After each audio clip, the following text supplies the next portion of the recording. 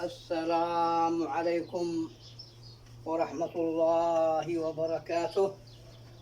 أحبتي في الله، أينما حليتم وارتحلتم، فوق كل أرض وتحت كل سماء، إلا مننا جميعا. يسلموا عليكم عاد العم مقديشو، أكيد، والعم سامع ابن لامع. السلام الكثير.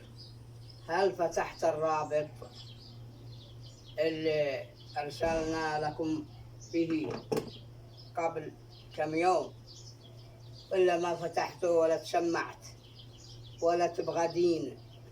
ما تبغى إلا دنيا،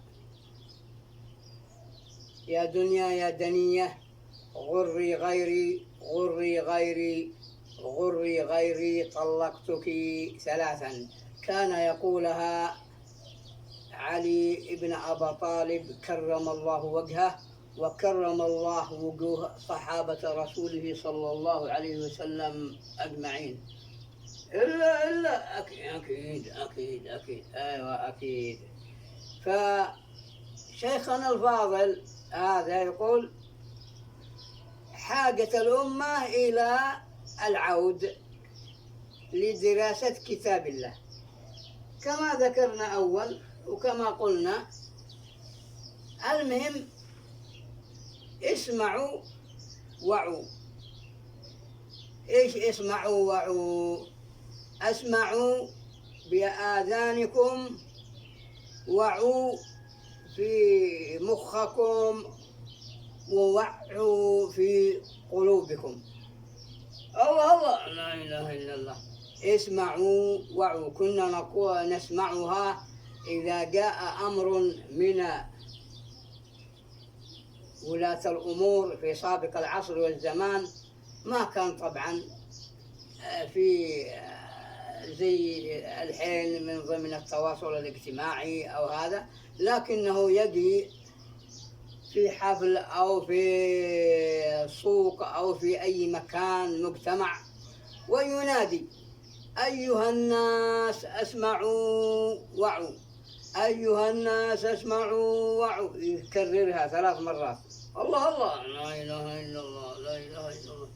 أيوة. ثم يقول لهم بالأمر الذي صدر من والي تلك البلاد، من الإمام، من الملك، من الرئيس، من المهم. اسمعوا وعوا، يعني اسمعوني بآذانكم، وعوا في أدمغتكم، ووعوا في قلوبكم. على العموم المحاضرة قبل ما يقارب 7 سنين. لا إله إلا الله.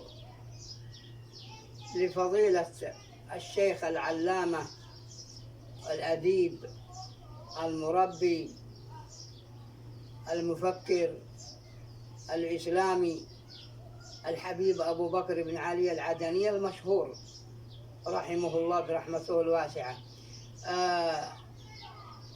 افتح الرابط واستمع، يعني في وقتك الذي أنت تركز في الكلام، في موقعك، في أي مكان، في البيت. المهم إنك تكون سامع للكلام وماذا يتحدث عنه. ما لك ولا شرة الإعلام وهذه حلتهم وهذه صفتهم. اسمع لي للشيخ، وحاول أنا وأنت والعم مقديش وسامع بن لامع أكيد أن نطبق ما قدرنا عليه من ديننا الإسلامي، كل واحد عليه بنفسه. ثم إذا قدر لعائلته وأبنائه